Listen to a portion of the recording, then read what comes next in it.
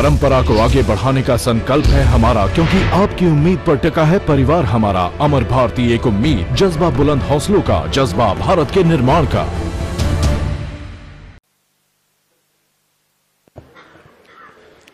दोनों हाथों को जोड़ें, पूरे मन के साथ, पूरी आत्मीयता के साथ, पूरी कृतज्ञता के साथ, पूरी धन्यता के साथ उनके चरणों में हम अनंत प्रणाम करें, जिन्होंने हमें सब कुछ दिया है। ऐसे परम पूज्य इस सदी के खिलखिलाते, लय लहाते, उगते सूरज की तरह जिन्होंने भारत देश को नग्नता प्रदान की है। और मेरा आज प्रवचन करने का मन बिल्कुल नहीं कर रहा है। मैं सिर्फ जो आज का एजेंडा है, शताब्दी मुनि दीक्षा समारोह, और निश्चित भारत के मूर्धन्य प्रतिष्ठाचार जिन्होंने अपनी बातें रखी, कोई विद्वान, कोई भक्त, कोई सेवक, कोई प्रतिष्ठाचार अपनी बात रखता तो है, लेकिन सुनता कौन है? जब पंडित जी बोल रहे थे तो लोग घड़ी देख रहे थे, पंडित जी नीचे बैठ जाए, बैठ जाए, बैठ जाए। मुझे लग रहा था पंडित जी और बोले और बोले और बोले, क्योंकि आज का समाज कड़वा सुनना पसंद नहीं कर पाता है। अच्छी बातें सुनो तो कभी कभी अपनी बुराइयों सुनने की भी ताकत होनी चाहिए।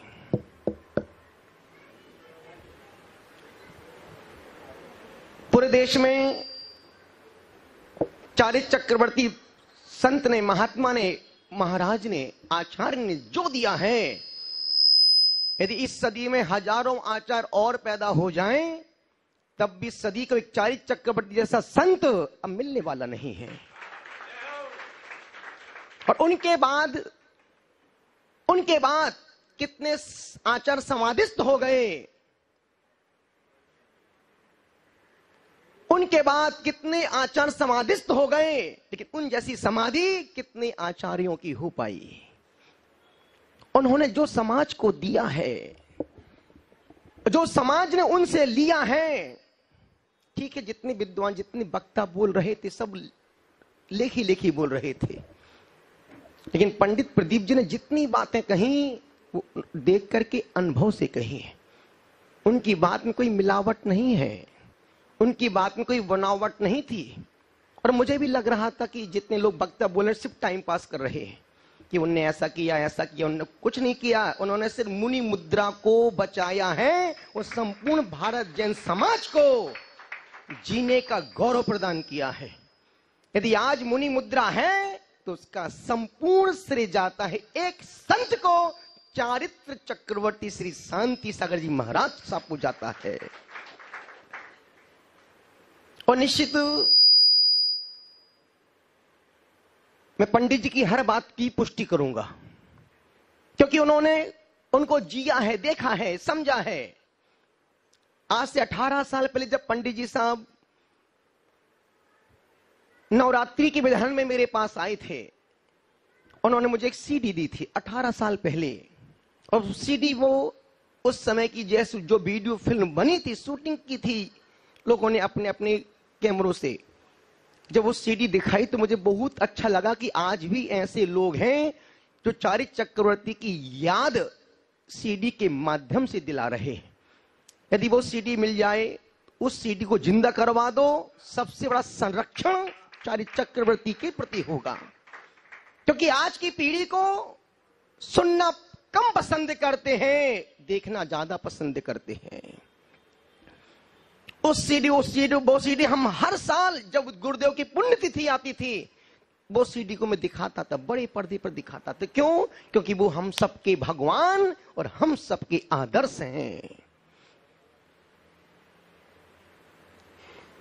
निवेदन आपसे कर रहा हूं, गुजारिश आपसे कर रहा हूं, आपसे कह रहा हूं, किसी ने प्रश्न पूछा कि महाराज श्री, दुनिया में, इस संसार में अच्छा इंसान कौन है?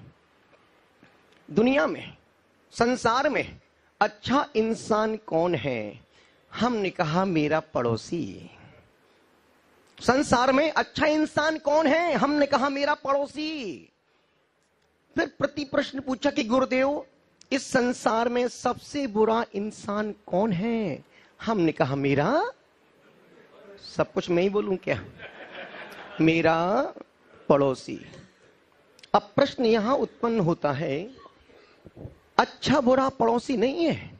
जब मन अच्छा होता है तो पड़ोसी अच्छा लगता है, और जब मन खराब होता है तो पड़ोसी खराब लगने लगता है। जब जिन संतों से हमारे मन मेल खाते हैं वो संत भगवान लगते हैं, और जब संत से हमारे मन ट्यूनिंग नहीं बैठती है तो वो संत हमारे लिए शैतान बन जाते हैं। मन मेल। निवेदन आपसे कर रहा हूं, शताब्दी दीक्षा समारोह है। इस युग में मुनि दीक्षा लेना बहुत कठिन काम है। व्रतों का पालन करना सरल है, पर समाज में 2 रोटी खाकर 24 घंटे जीना बहुत कठिन काम है। अभी पूर्व वक्ता कह रहे थे कि साधु समाज की हम व्यवस्था नहीं कर पाते हैं। कितने साधु समाज पूरे भारत देश में बामुश्किल से 1000 भी नहीं होंगे। मुनि आचार उपाध्याय 1000 भी नहीं होंगे। और आप श्वेतंबर समाज को देखो, जहां हजारों हजारों साधु, जो संरक्षण, जो व्यवस्थाएं एक श्वेतंबर समाज अपने साधु समाज की करती है, उस मामले में दिगंबर जैन समाज एकदम जीरो है। अब जहां देखो, जब साधु संत हम लोग विहार करते हैं, कहीं दिगंबर का उपासना नहीं मिलता है। 90% दिगंबर साधु श्वेतंबर समाज की व्यवस्थाओं को ही यूज करते हैं, उपयोग करते हैं। उनका उपासना देखो, उनकी भोजनशाला देखो, उनके मंदिर देखो, और अपना दिगंबर का देखो। दिगंबर की भवन, दिगंबर की धर्मशाला दिगंबर ही मिलेगी। आप किसी भी समाज की किसी भी श्वेतंबर समाज के भवन में जाओ, एक भी बाथरूम बिन छन्ने की नहीं मिलेगा। और दिगंबर की धर्म भवन में जाओ, नल भी दिगंबर, क्योंकि हम दिगंबर। खिड़की में कांच नहीं, वो भी दिगंबर। तकिया में खोल नहीं, वो भी दिगंबर, क्योंकि हम दिगंबर। बात हंसने की नहीं, बात समझने की कर रहा हूं।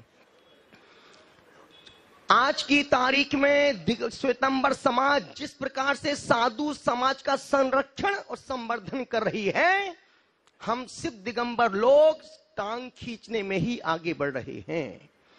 जहां 4 व्यक्ति दिगंबर के मिलते हैं, टीका टिप्पणी शुरू कर देते हैं कि वो साधु ऐसा है, वो ऐसा है, वो ऐसा करता है, वो एसी में बैठता, वो पंखा में बैठता, वो क्यों करता। मूर्ख, तुम क्या करते हो?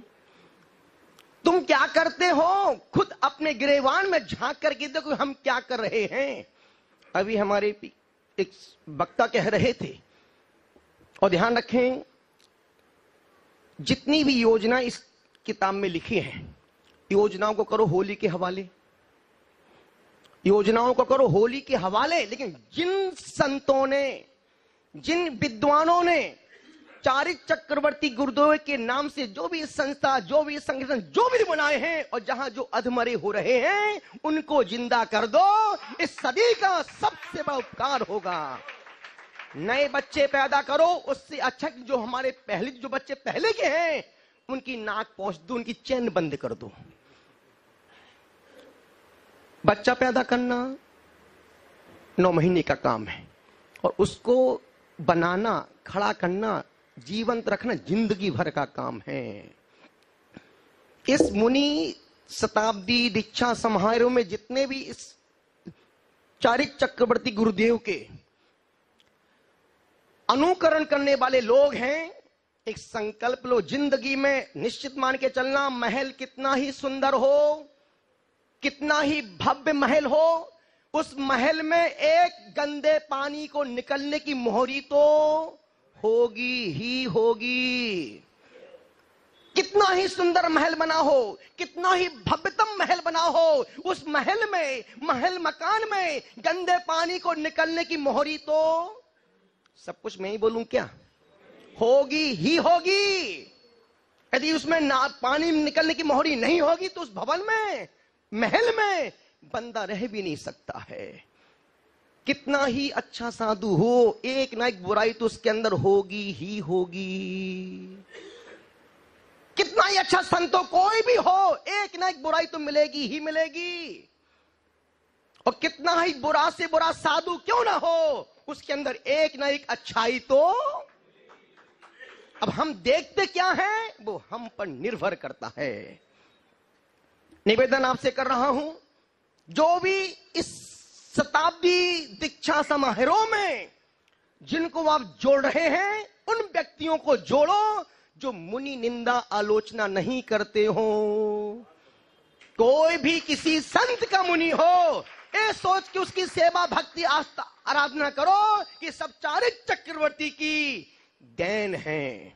यदि वो नहीं होते तो मुनि मुद्रा देखने को मिल। पिछले दिनों बंबई में ही एक श्वेतंबर मुनि का किसी ने गलत विरोध कर दिया, उसके चारित्र पर दोष लगा दिया विनम्र मुनि महाराज के पर। पूरी श्वेतंबर समाज एकजुट होकर के टीवी को बंद करवा दिया, विरोध किया। और जब तक मीडिया ने क्षमा याचना नहीं की, पूरा श्वेतंबर समाज उस साधु की साधना को, उस धर्म को, जैनत्व को बचाने के लिए सब एकजुट हो गए। और तुम होते तो और खोल खोल के पत्र व्हाट्सएप कर देते, फोन कर देते कि भाई वो साधु तो ऐसा है। आप देखो पिछले दिनों एक संत आज भी जेल में पड़ा है। वो संत की हत्या नहीं, संपूर्ण भारत देश के जैन समाज की हत्या है। कमियां सब में होंगी, हम में भी कमियां हो सकती हैं, इनमें भी कमियां हो सकती हैं। कमियां होने का मतलब नहीं कि तुम जाकर के पत्र छापो, अखबारों में छपाओ, उल्टे पुल्टे काम करो। और जितनी ये बुराई आलोचना करते हैं, पदाधिकारी ही इस बात पर ज्यादा गौर करते हैं। यदि मुझ में कोई बुराई है, आप मेरे पास आओ ना, गुरुदेव ऐसा सच सुन रहे हैं आपके बारे में, ये चीज अच्छी नहीं है, उसको गलतियों की सुधार करेंगे, उसको नहीं हो गलत फहमी होगी उसको हम दूर करेंगे। लेकिन तुम मेरे पास आओ ही ना, और तुम कोई अवधि ज्ञानी तो हो नहीं, केवल ज्ञानी तो हो नहीं कि तुम जो सुना तुमने वो सब सत्य ही होगा। और ध्यान रखना, सब कुछ सुना हुआ सत्य नहीं होता है और देखा हुआ भी सत्य नहीं होता है। मैं अपने साथ एक घटना घटी मेरी, 2007 में कलकत्ता में था। एक सज्जन प्रिंस बाबू छावड़ा लालगोला वाला, गुरुदेव मुझे आपसे 2 मिनट बात करना है और पत्नी को कुछ एक प्रॉब्लम है। आप, हमने कहा आहार के बाद तुम मिलना, मैं अब तुमसे आहार के बाद बात करूंगा। हमने प्रिंस से कहा, प्रिंस तुम मेरे पूजा जाप में अंदर जाके बैठना, मैं आहार के बाद सीधे रूम में आऊंगा, आपसे बात करके उस काम को समाप्त कर दूंगा। प्रिंस बाबू अंदर जाके बैठ गए। जब मैं आहार के बाद रूम में गया तो मेरे साथ उनकी पत्नी भी अंदर गई। उनके ससुर बाहर खड़े थे। उन्होंने देखा कि यार गुरुदेव मेरी पत्नी को लेके अंदर गए हैं। उन्होंने प्रिंस को, बेटे को नहीं देखा, सिर्फ बहू को देखा कि बहू अंदर गई है। दरवाजे बंद किए। मेरे मन में एकदम से क्लिक होने की, यार कुछ गलती हो रही है, कहीं कुछ हम गलत फहमी के शिकार बन रहे हैं। हमने कहा प्रिंस एक काम, तू मेरा कमंडल उठा के लेके आ। उसको कमंडल ने बाहर रूम में भेजा तो उसका पिता बोलता, अरे तू अंदर था क्या? हाँ मैं अंदर बैठा था, गुरुदेव ने पहले मुझे अंदर भेज दिया था। सपोज यदि मैं कमंडल उससे बाहर से नहीं मंगाता तो क्या होता? यदि आप भी होते तो आप क्या सोचते मेरे बारे में कि प्रशंसागत चरित्र से भ्रष्ट है। आपने जो देखा वो गलत नहीं था, लेकिन जो देखा था वो आधा अधूरा था। कुछ लोग नदी में नहा रहे थे, कुछ महिलाएं, कुछ कोई भी, जो भी XYZ नदी में कोई नहा रही थी। नदी में इतना पानी भरा था, उनका पूरा तन पानी में था, सिर्फ चेहरा बाहर निकल, बड़े लंबे लंबे काले काले बाल, जैसे अमावस्या में पूर्णिमा का चांद निकल आया हो। वहां से कुछ 2-4 पगले गुजर रहे थे, लड़के जा रहे थे। देखा कि यार कोई नदी में नहा रही है। क्यों ना इनको देखा जाए कि यार जब निकलेंगी तो बड़ा मजा आएगा। वो पेड़ की आड़ में छुप के खड़े हो गए। 1 घंटा हुआ, बाहर नहीं निकली। अब वो बिंदास साबुन शैम्पू लगाने खूब झाग बना ली, फिर यूं करती, फिर निकलती, फिर करती, फिर निकलती। 1.5 घंटा 2 घंटा हो गया। वो लड़के सोच रहे यार जैसे ही बाहर निकले तो मैं देखूं उनको, और कितना मजा है, आज तो पूरा दिन बस मजा आ जाएगा। 2 घंटा हुआ और जैसे ही वो बाहर नहा के बाहर निकली क्या, सरदार थे। सरदार थे। यदि सपोज वो सरदार नहीं होते तो मन में क्या चल रहा था, अरे ये कोई अच्छी सुंदरी होंगी, जैसे ही निकलेंगी तो उनको पूरा देखेंगे। आंखें देख कर की सत्य नहीं देख पाती हैं, और कान सुनकर के। जब मैं भिंड में 93 की बात बोल रहा हूं, भिंड में चतुर्माचल गुरुदेव भी साथ, गुरुदेव के समय साथ में था। एक दंपत्ति नवंबर के में शादी करा के गुरुदेव से आशीर्वाद लेने के लिए आए। आहार के बाद का समय था, पूरा संग बैठा था। वो पति पत्नी, आचार्य श्री हम आज शादी करके आए, आशीर्वाद दे दो। लड़के ने श्रीफल चढ़ाया, पत्नी ने भी श्रीफल चढ़ाया। गुरुदेव ने मंद स्वर में कहा, धर्म वृद्धि रस्तु। लड़के से कहा, धर्म वृद्धि, तुम धर्म के मार्ग में आगे बढ़ते रहो। और पत्नी से कहा, मंद स्वर में कहा, कल्याण हो। वो समझी राण हो। गुरुदेव ने कहा कल्याण हो, वो समझी राण हो। अब वो चेहरा लाल पीला करके कमरे के बाहर निकली। मैं अपने आंखों देखी बोल रहा हूं। बाहर निकली, पति से कहा, कैसे पागल आचार्य, इनको इतना अकल नहीं है कि किसको क्या बोलना चाहिए। अभी आज ही तो अपनी शादी हुई है और वो हमसे कहते तुम राण हो और तुम धर्म से लगे रहो। लड़का बोलते, नहीं पागल, तूने गलत सुन लिया। नहीं, उनने यही कहा था। वापस फिर अंदर आए। गुरुदेव, आपने पत्नी को क्या आशीर्वाद दिया था? बेटा तुमसे कहा तुम धर्म से लगे रहो, पत्नी से कहा तेरा कल्याण हो। माता ठोक लिया। गुरुदेव इसने सुना राण हो। तो वो बोलते हैं कि बेटा कोई मैं मूर्ख अनपढ़ गवार साधु हूं क्या? मुझे बोध है कि मुझे अच्छा बुरा क्या बोलना है, और मैं क्यों उसको राण का आशीर्वाद दूंगा। निवेदन करो, कभी कभी कान सुनकर के भी सत्य नहीं सुन पाते हैं, और आंखें देख कर के भी सत्य नहीं देख पाती हैं। वो उस व्यक्ति के पिता ने कहा कि बेटा मैं समझा कि महाराज बहू को लेके अंदर गए हैं और तू तो कहीं बाहर कपड़े चेंज करने गया हो। नहीं पापा, मैं अंदर ही बैठा था। कभी कभी गलत फहमी के, और गलत फहमियां जल्दी पैदा हो जाती है। और हर समाज में 2-4 पगले तो होते हैं गलत फहमियां फैलाने वाले, 2-4, और ध्यान रखना, और 2-4 पगले होना भी चाहिए। 2-4 होना भी चाहिए, नहीं तो समझ कैसे आगे बढ़ेगा। 2-4 पगले सिर पर मूर्ख होते हैं जो अफवाहों को फैलाने में सबसे आगे रहते हैं। अभी बंबई से ही किसी ने व्हाट्सएप किया पुष्पदन सागर के बारे में, तो मुझे लगा कि ये उसने व्हाट्सएप नहीं किया, उसने अपने चरित्र का दर्शाया कि मेरा चरित्र ऐसा है। यदि किसी संत में कोई कमी, कोई बुराई दिखती है तो आप उस संत के पास जाओ और दबंग टू बनकर कहो कि गुरुदेव ऐसा ऐसा मैं सुन रहा हूं, कहां तक सत्य है, हिम्मत हो तो जाओ। नहीं तो अपने हाथ को, अपने दिमाग को, मन मस्तिष्क को संदेह का कीड़ा मत पैदा करो। और मैं जानता हूं 2-4-5 लोग ऐसे सिर्फ बंबई में घूम रहे हैं जिन्होंने एक टीम बनाई है किसी संत को कपड़े पहनाने की। अनुरोध आपसे कर रहा हूं, तुम एक संत पैदा नहीं कर सकते हो तो बने हुए संत पर भी हमें उंगली उठाने का कोई अधिकार नहीं है। और एक संत जेल में जाता तो संत की बदनामी नहीं है, संपूर्ण भारत देश के जैन समाज की। अभी जब मैं आ रहा था बड़ौदा के पास, एक पत्रकार ने पूछा कि महाराज श्री आपके दिगंबर साधु जेल में है, आप क्या कहना चाहते हैं? क्या बोलूं उसको? हमने कहा देखो भाई, संसार है, कोई संत भगवान तो बना नहीं है, भगवान बनने के मार्ग में आगे चल रहा है। और निश्चित गलतियां इंसान से होती हैं, गलतियां, अपराध होना स्वाभाविक है। और गलतियां ना करो तुम इंसान कैसा? गलतियां इंसान से होती हैं, पर जो एक गलती को बार बार करे उस इंसान को परमात्मा भी माफ नहीं करता है। तो हमने कहा संसार है भाई, 5 उंगलियां एक से तो है ही नहीं, हो सकता उनका कर्म उदय में आया होगा, ऐसा हो गया। आपकी क्या टिप्पणी है? कुछ नहीं, इंसान है, गलतियां होती हैं।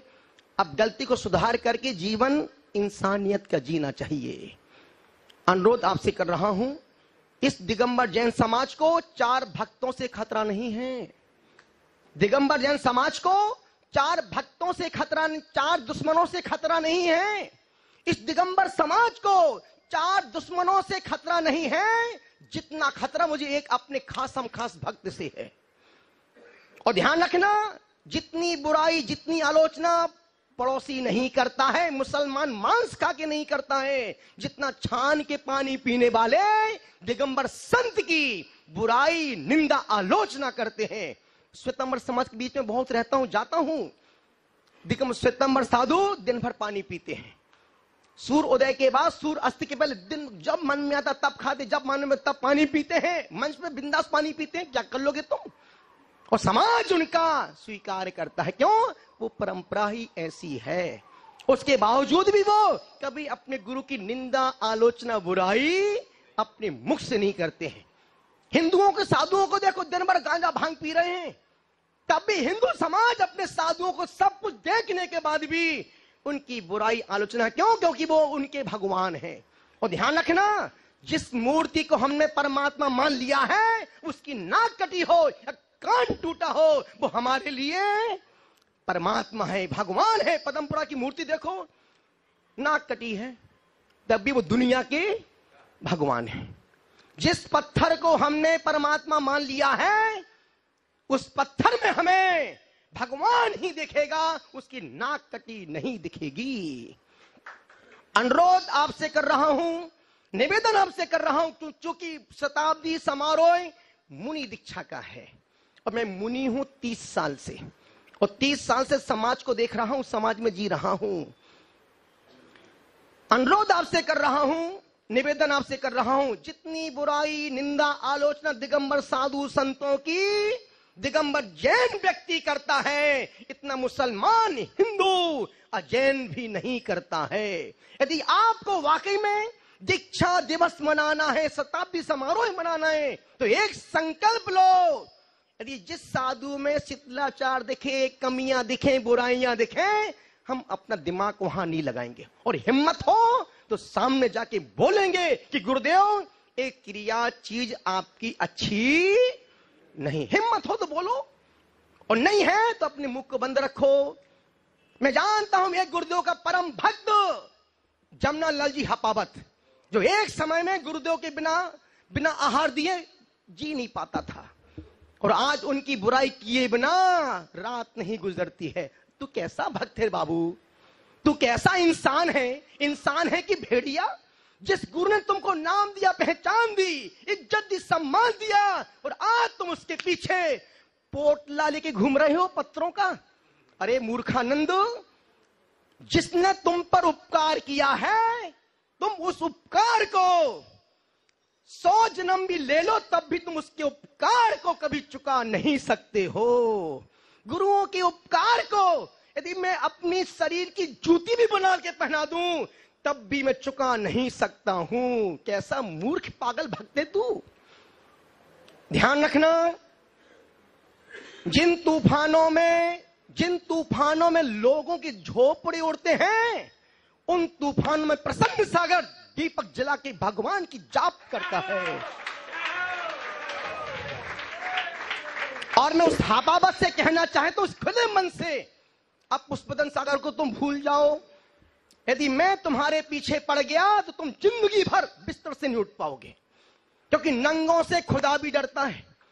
और जीते जी मेघ भले अग्नि बरसाओ, मेघ भले अग्नि बरसाओ, मुझे कोई प्रतिकार नहीं है। और जीते जिस जीवन में गुरु अपमान स्वीकार नहीं है, जिस गुरु ने इस पत्थर को पूज्य बनाया है, मैं जीते जी उस गुरु का अपमान ना सुन सकता हूं और ना देख सकता हूं। हिम्मत हो तो मेरे सामने आके बात करो पगला। अनुरोध आपसे कर रहा हूं। और दुनिया के यदि एक बार बिस्तर पकड़ लिया उस बंदे ने, दुनिया के डॉक्टर उसे ठीक नहीं कर पाएंगे और दुनिया का कोई भी तांत्रिक उसको बचा नहीं पाएगा। नंगों से खुदा भी डरता है और मैं जानता हूं कि मैं अपनी शक्ति का उपयोग गलत चीज में नहीं करना चाहता हूं। अन्यथा 2 दिन में मेरे पास 5 फोटो आई जो जिनकी 5 की टीम बनी है कि 2 आचार्यों को कपड़े पहनाना है उनको। अरे पागल, पहले अपनी चड्डी तो ठीक कर ले। खुद की तो धुलती नहीं है, दूसरों की चड्डी ठीक करने जा रही है। अनुरोध आपसे करो, मेरा विषय बोलने का नहीं था, लेकिन कभी कभी मजबूरी में संत को बोलना पड़ता है। जैसे पंडित जी ने कहा कि जिस ट्रस्ट में मैं रोज पूजा पाठ आराधना करता हूं, ट्रस्टियों ने कहा कि पंडित जी से पूजा नहीं करवाना। जो कड़वा बोलते हैं समाज उनको अलग कर देती है। जब प्रशंसा सुनने की हिम्मत रखते हो तो अपनी बुराई सुनने के भी हिम्मत रखो। दुनिया का कोई तांत्रिक पागल को बचा नहीं पाएगा और मैं नहीं चाहता कि मैं अपनी शक्ति का मिसयूज करूं। 32 साल से छिलके नहीं छिल रहा हूं। गुरुदेव के पास मैं 25 साल रहा हूं। ठीक है, तुम परम भक्त थे, अब परम दुश्मन बन गए हो उनके। जब व्यक्ति दुश्मन कब बनता है? जब उसको सम्मान नहीं मिलता है, कमरे में समय नहीं मिला, हम विरोधी बन जाते हैं। सुबह हमने कहा था ना कि अभी हमारा धर्म से अटैचमेंट नहीं हुआ है, अभी हमारा गुरु से अटैचमेंट नहीं हुआ है, अभी श्रद्धा तो बहुत दूर की बात है। और जितने लोग जो बोलते कि मैं उनके परम भक्त हैं, वो उनके परम भक्त नहीं, उनके परम दुश्मन हैं। यदि 10 लोग मेरे कमरे में बैठे हैं और वो मेरे परम भक्त हैं और मैंने 9 को तिलक कर दिया, एक भक्त को तिलक नहीं किया, वो मेरे बारे में क्या सोचेगा? अच्छा या बुरा? क्यों सोचेगा? क्योंकि वो मेरा परम भक्त है। गुरुदेव 9 को तिलक किया, मुझे तिलक नहीं किया। इसका दूसरा पक्ष देखिएगा आप। हमने 10 लोग बैठे कमरे में, हमने एक व्यक्ति को तिलक किया, 9 को तिलक नहीं किया। अब वो क्या सोचे? देखा, VVIP। 9 को गुरुदेव ने सिर्फ मुझे बुला के तिलक किया, मैं उनका खासम खास। जो खासम खास बोलते हैं ना, वही उनके परम दुश्मन बनते हैं। इस घर को आग लग गई घर के चिराग से, तूफान से हम लाए हैं किस्ती निकाल के। इस घर को आग लग गई घर के। जितना धर्म, जैन दिगंबर धर्म यदि पिछड़ रहा है, पीछे जा रहा है, तो उसका एक ही कारण है, हमारे अपने लोग ही गुरुओं के उनके चरित्र के पीछे पड़े। अरे पगली, तू अपना चरित्र तो देख, तेरा चरित्र क्या है? एक दिन तो पत्नी छूटती नहीं है और दूसरों के चरित्र पर उंगली उठाता है। अनुरोध आपसे कर रहा हूं, मैं कोई रोष में क्रोध में नहीं बोल रहा हूं, क्योंकि पीड़ाएं हैं। मुट्ठी भर तो दिगंबर जन संत हैं। यदि तुम्हारी कोई पीड़ा तकलीफ है तो उनके पास जाओ और समाधान लो। समाधान पर्चे व्हाट्सएप करने से नहीं मिलेगा, वीडियो भेजने से नहीं मिले। देखो, एक संत रातों रात गुरु के पास पहुंच गए। मैं किसी संत का नाम क्यों बोलूं अपने मुख से, लेकिन ऐसी विकृतियां, जहां गलतियां हैं गुरु से कहो, और खुद आचार हैं तो खुद जाके कहो, 5 कमेटी बना के जाओ कि गुरुदेव ऐसी विकृतियां बाहर फैल रही हैं, आप इन पर कंट्रोल करो, अन्यथा समाज आपके साथ कुछ भी कर सकता है। अनुरोध आपसे कर रहा हूं, हर गुनाह कबूल है हमें, हर गुनाह कबूल है हमें, बस सजा देने वाला बेगुनाह होना चाहिए। और ध्यान रखना, कुछ लोग चप्पल जैसे होते हैं, जैसे हपावत। कुछ लोग चप्पल जैसे होते हैं, साथ तो देते हैं पर पीछे से कीचड़ उछालते हैं। साथ तो देते हैं पर पीछे से कीचड़ उछालते हैं। अरे भाई मेरे, एक बार तो अपना गिरेबान झांक के तो देख कि तेरे गिरेबान में कितने कितने चरित्र के दोष लगे हुए हैं। अनुरोध आपसे कर रहा हूं पूरे देश को, यदि चारित्र चक्रवर्ती संत ने मुनि मुद्रा दी है, दिगंबरत्व दिया है, तो पूरे दिगंबरत्व की पहचान देने वाला संत पुष्पदंत सागर का ही था, क्रांतिकारी संत मुनि तरुण सागर जी महाराज। नहीं तो हम सिमट गए थे, मुट्ठी भर तो लोग हैं और उसमें भी 10 लोग हमारी टांग खींचने वाले पीछे पड़े रहते हैं। ये प्रसन्न सागर कभी किसी का भी कुछ बोलता नहीं है, और कोई जो बोलता है तो उसको हम छोड़ते नहीं है, क्योंकि हर बिल में हाथ मत डालना, हर बिल में हाथ मत डालना। हर बिल में चूहे नहीं, किसी में सांप भी होता है। अनुरोध आपसे कर रहा हूं, गुजारिश आपसे कर रहा हूं, यही कह रहा हूं, जिसने दूसरों को बदलने की कोशिशें की वो हार गया। जिसने दूसरों को बदलने की कोशिशें की वो हार गया, और जिसने स्वयं को बदल लिया वो खुदा बन गया। अनुरोध कर, चारित्र चक्रवर्ती मेरे आदर्श हैं, और हमने आज से 2-3 महीने पहले एक उद्बोधन दिया था। जिस मीटिंग में, जिस सभा में कटारिया जैसे लोग, अच्छे सभ्य लोग, पढ़े लिखे लोग, गांधी जैसे लोग सब बैठे थे, हमने कहा मुझे अपना जीवन चारित्र चक्रवर्ती जैसा निर्विकार जीना है, तपस्वी सन्मति सागर जैसा मुझे तप आराधना करना है, और मुझे ज्ञान सागर आचार्य जैसी समाधि को स्वीकार करना है। अनुरोध आपसे कर रहा हूं, और यह भी कहा था कि जब मैं अपनी समाधि, हमने सब कुछ अपना लिख रखा कि मुझे कब कहां कैसे जाना है, कब समाधि, सब कुछ लिखा रखा है, डेट बाय डेट, किस दिन कब क्या होगा मुझे पता है। अनुरोध आपसे कर रहा हूं कि 3 का हमने अपनी समाधि के लिए सिलेक्शन किया है कि जब भी समाधि का वक्त आएगा तो मैं 3 संत को ही हमने चुनाव किया है। अपने गुरु का नाम नहीं लिया, क्यों?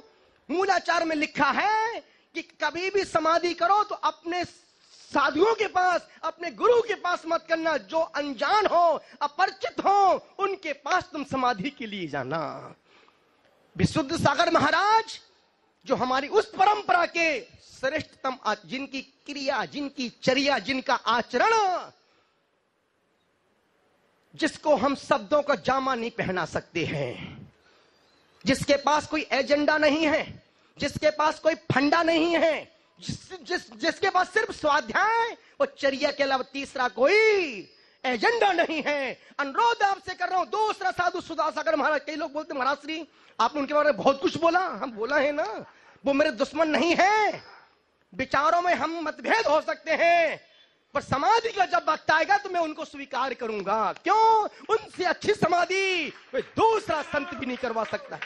और तीसरा हमने फिर अनाउंस किया था, यदि ये दूर हो गए तो प्रमाण सागर जी महाराज, मुझे साधु से विरोध नहीं है, मुझे तो सिर्फ अपनी समाधि की साधना, और अब समाधि की साधना अभी से शुरू कर दी है। अभी 2 साल बाद 2021 में आप जो आज प्रसन्न सागर को देख रहे हैं, ये प्रसन्न सागर तुमको और अच्छा दिखेगा। फिर ऐसा बोलूंगा नहीं, फिर तो बोलूंगा ही नहीं, क्योंकि आज की तारीख में समाज अब गुरुओं को सुनता कहां है, सिर्फ वो अपने मन की सुनते हैं, और जो उनकी मन की बोलता है वो उनकी परंपरा का हो जाता है, जो उनकी मन की नहीं बोलता है वो उनका विरोधी बन जाता है। अनुरोध आपसे कि 2021 में जो 200 दिन की साधना करना है, सिंह निष्कृत व्रत की साधना का, रहूंगा अमर हो जाऊंगा, और जाऊंगा तो भी अमर हो जाऊंगा। अनुरोध आपसे कर रहा हूं, गुजारिश आपसे कर, किसी द्वेष पूर्वक नहीं बोल रहा हूं। गुरु गुरु है, जिस पत्थर को हमने भगवान मान लिया है वो पत्थर हमारे लिए परमात्मा से कम नहीं है। इसलिए निवेदन कर रहा हूं, नजदीकी फायदा देखने से पहले, नजदीकी फायदा देखने से पहले दूर का नुकसान सोचना चाहिए। नजदीकी फायदा देखने से पहले दूर का नुकसान सोचना चाहिए। आप सुन रहे हैं, इतना ही कह रहा हूं। पंडित जी की बात को फिर उठा रहा हूं कि पंडित प्रदीप जी ने, उनका कोई लिस्ट में नाम नहीं था कि उनको बुलवाना है, कि मुझे लगा इनसे ज्यादा अनुभवी इस सभा में कोई भी नहीं है। उन्होंने, पंडित जी ने देखा नहीं सुना है और उनको जाना है जी। और जितनी प्रशंसा पंडित प्रदीप जी मधुर करते हैं चारित्र चक्रवर्ती की, ये तो 10 के बीच में बोलते हैं पंडित जी, काला जी, और वो हजारों के बीच में जब दहाड़ते हैं तो लगता पंडित जी को सुनते रहो, सुनते रहो, सुनते रहो, क्योंकि बिन लाग लपेट के बोलते हैं।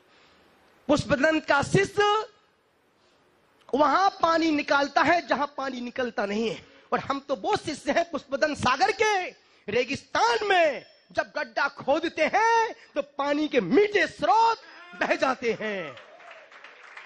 पंडित जी ने कहा ना कि भूज में कितने लोग इतने बड़े बड़े आचार्य गुजर गए वहां से, किसी की हिम्मत नहीं हो पाई कि भूज में गुरुदेव की जो उनका जन्म स्थान है उसको जिंदा कर दिया। पुष्पदंत के शिष्य जिंदा मरों को जिंदा कर सकते हैं।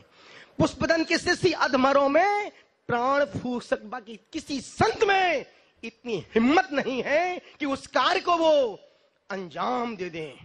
अनुरोध आपसे कर रहा हूं, गुजारिश आपसे कर रहा हूं, और अंत में फिर उस हवावत से कह रहा हूं, हवा से कह दो, हवा से कह दो खुद को आजमा के दिखाए, हवा से कह दो खुद को आजमा के दिखाए। बहुत चिराग बुझाती है, एक चिराग जला के बताए। आपसे निवेदन कर रहा हूं, गुजारिश आपसे कर रहा हूं, अनुरोध, और मेरी मैसेज व्हाट्सएप कर देना, पूरी दुनिया को बतला देने। प्रसन्न सागर ने आज खुले मन से शताब्दी समारोह दीक्षा दिवस पर किसी के लिए ऐसा कहा है, क्योंकि मैं बोलता हूं तो चूकता नहीं हूं, क्योंकि वो मेरे दुश्मन नहीं है, लेकिन उनकी धारा, विचारधारा हमारे गुरुओं की चरित्र से विरोधी में है, और जो गुरुओं की विरोध की दिशा में चलते हैं तो वो कहीं के भी नहीं रहते हैं। ना घर का, बोलते हैं धोबी का गधा, ना घर का ना घाट का। मैं सोचता हूं वो घाट के तो हो जाएं कम से कम। अनुरोध आपसे कर रहा हूं, जो काला जी ने जो बीड़ा उठाया है, और निश्चित कितना ही विद्वान बने रहो, कभी भी गुरुओं के चरित्र के प्रति कोई झूठा लांछन यदि खुद देखा नहीं हो तो कभी व्हाट्सएप फिर बाद में क्या बोलते, मुझे माफ कर दो, मुझसे धोखे से सेंड हो गया था मैसेज, ऐसे कैसे माफ कर दो बाबू। अब तुम एक मैसेज बनाओ कि पूरे वर्ड से बोलो कि मुझसे गलती से मैसेज झूठा सेंड हो गया था। पहले सेंड धोखे से सेंड करते हो और कमरे में आके माफी मांगते हो। ऐसा कैसी विद्युत्ता है तुम्हारी, ऐसा कैसा समर्पण है, ऐसा तू कैसा चारित्र चक्रवर्ती के प्रति अनुयायी है। यदि चारित्र चक्रवर्ती के अनुयायी हो तो चारित्र की रक्षा करने का संकल्प लो। अनुरोध आपसे कर रहा हूं, गुजारिश आपसे कर रहा हूं, आपसे कह रहा हूं, पहले मैं वहां देखता था जहां फूल खिले होते थे, पहले मैं वहां देखता था जहां फूल खिले होते थे, अब मैं जहां देखता हूं वहीं फूल खिले मिलते हैं। सृष्टि को नहीं दृष्टि को बदलो, सृष्टि को नहीं दृष्टि को बदलो। दृष्टि का परिवर्तन जीवन का मौलिक परिवर्तन हुआ करता है। वो 5 फोटो मेरे पास आ गए हैं, यदि मेरा माथा ठनका तो कभी भी उन फोटो में समुद्र में डलवा, फिर उनके बाप के बाप के बाप भी मर जाएं, फिर उनको कोई तांत्रिक और कोई डॉक्टर बचाने वाला नहीं। अनुरोध कर रहा हूं, खुले मन से घोषणा कर रहा हूं, क्योंकि दिगंबर साधु के और जिसको जो करवाना है, दुनिया का कोई भी तांत्रिक अपना बाल नहीं उखाड़ सकते, बाल ही नहीं है। ध्यान रखना, दिगंबर की साधना, मेरी साधना मुझे पता है क्या है, लेकिन मैं कभी अपनी साधना को मिसयूज नहीं करना चाहता हूं, अन्यथा एक रात बैठने से अभी सिर केवल खड़ा हो जाएगा गेट के पास। अनुरोध आपसे कर रहा हूं, और उसको हिंदी में समझा दो। अब पुष्पदंत को भूल जाओ, अभी तक मैं सिर्फ सुन रहा था, बहुत सुन लिया। जब पानी गले के ऊपर निकलता है तो संत को फिर मुंह फाड़ के, क्योंकि अब कड़वे प्रवचन करने वाले संत नहीं है, कभी कभी संत को कड़वा भी बोलना पड़ता है। दोनों हाथों को जोड़ो, बोलो हे गुरुदेव, हम जीवन में चारित्र को अंगीकार कर पाए या ना कर पाए, पर चारित्र को धारण करने वाले की कभी हम अपने मुख से आलोचना निंदा नहीं करेंगे। और 3 बातें मेरी याद रखना, मौत सुनिश्चित है, मौत सुनिश्चित है, साथ में कुछ जाने वाला नहीं है, और जो जैसा करेगा वो वैसा ही। देखो ना, एक पंडित मूलचंद जी जिन्होंने खूब विरोध किया गुरुओं का, आचार्यों का, आज वो कानों से बहरे हो गए, आंखों से अंधे हो गए, पूरा शरीर लटक रिया है, आधा शरीर शमशान में, आधा घर में लटक रिया है। एक बैनाड़ा को देखो जिसने गुरुओं की बहुत निंदा आलोचना बुराई की है, उसको उनके बेटों ने घर से बाहर निकाल दिया है। अब पड़ा है सांगानेर आश्रम में, रोज दिन काट रिया है। जिन जिन ने गुरुओं पर उंगलियां उठाई हैं उनको कर्म ने छोड़ा नहीं है। तुम हम कौन सी खेत की मूली हो, और स्वयं कृतर्म कर्म यदात्मना पुरा फलम तदीयम लभते। अच्छे बुरे कर्मों का फल जीव खुद ही भोगता है, तुम होते कौन भुगवाने वाले। अनुरोध आपसे कर रहा हूं, चतुर्दशी के दिन मैं कभी बोल कितनी बड़ी सभा हो कभी नहीं बोलता ना, 5 के बाद निकलता ही ना। अभी मेरे पूरी क्रिया विधि में सब बाकी है मेरा। तो आप चूंकि भरत जी काला जी है, गुरुदेव चार्य चक्रवर्ती गुरुदेव की शताब्दी समारोह की दीक्षा दिवस मनाना है, और इतने जिस संत ने संतों पर इतना बड़ा उपकार किया हो उसके लिए हम कैसे नकार दें। चतुर्दशी बाद में पहले गुरुओं की अनुमोदना, उनके चरित्र की प्रशंसा करना हमारा फर्ज। पंडित जी ने कहा ना, जितना जब जब भी उपसर्ग हुआ गुरुओं पर, जब जब भी लोगों ने लांछन लगाए, गृहस्थों ने तो और डुबोया है, पर संतों ने ही धर्म की इज्जत, धर्म की लाज को। तुम तो बिन पैंदी की लोटे हो, जहां देखी तबा परात वहीं गुजारी सारी रात। लेकिन संत संत है, अरिहंत का वंश है। यदि संत नहीं बोलेगा तो तुम जैसे लोग तो बोलने वाले नहीं। तुम तो चम्मच हो, चम्मच जो सबको खिलाती है पर खुद खाली की खाली रह जाती है। अनुरोध इतना सा कर रहा हूं, निवेदन आपसे कर रहा हूं, गुजारिश आपसे कर रहा हूं। पिनाकिन भाई ने कहा कि आज सभा में मैं सोच रहा 100 लोग आएंगे, 10-20 ही लोग बैठे हैं। हमारी प्रस्तुति करने के तरीके अच्छे नहीं है। आपने कितना प्रचार किया इस सभा के लिए, 10-20 लोगों से बोला, 10-20 को जो आपके अपने थे उनको ही फोन कर दिया। यदि आपका फर्ज कर्तव्य बंद, यदि चार्य चक्रवर्ती की दीक्षा दिवस शताब्दी समारोह को मनाना था, पूरे मंदिर में बैनर टांग देते, एक व्यक्ति को बोलते भैया तुम 20-20 लोगों को साथ में लेके आना, तो आज ये सभा 1000 लोगों की सभा होती। और जितने लोग इसमें बैठे हैं आपकी सभा के लिए नहीं, वो प्रसन्न सागर को सुनने के लिए बैठे हैं।